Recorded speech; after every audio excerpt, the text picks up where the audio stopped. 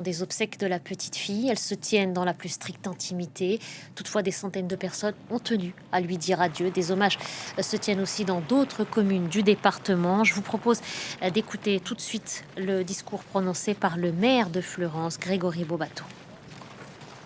Nous ne disons pas au revoir à un symbole, une lutte, mais à une enfant de 11 ans et demi, Liana. Nous ne sommes pas dans un combat, mais dans un deuil intime, celui des parents, celui d'une famille, et un deuil collectif, celui d'une ville, d'un territoire et d'un pays qui perd un enfant de trop. Parallèlement à cette émotion grande, vive qui traverse la France, on a appris hier soir que le comportement sur Internet du suspect, Jérôme Barella, avait été signalé par un organisme américain de lutte contre la pédocriminalité. Et ce n'est pas tout, les témoignages affluent aussi concernant les agissements de son père. On fait le point avec nos confrères de France Télévisions. Voici l'homme au cœur de nouvelles accusations.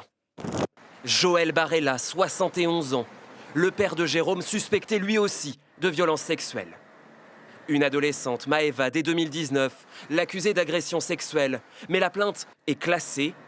De nouvelles vérifications viennent d'être ordonnées. De son côté, Priscilla, l'accusée en 2013 de viol et agression sexuelle. Un non-lieu est prononcé.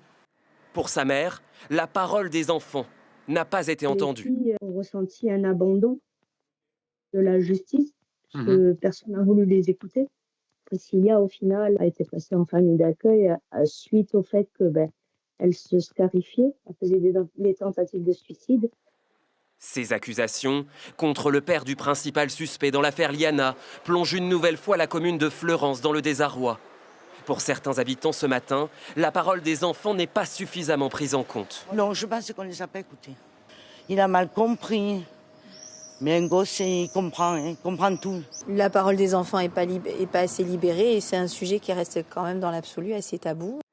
Dans le même temps, on apprend que Jérôme Barella, le fils, avait de son côté fait l'objet de plusieurs signalements pour des activités sur Internet. Des signalements par cet organisme anti-pédocriminalité américain, notamment après un échange en ligne avec une mineure. Des signalements difficiles à traiter, selon les policiers français.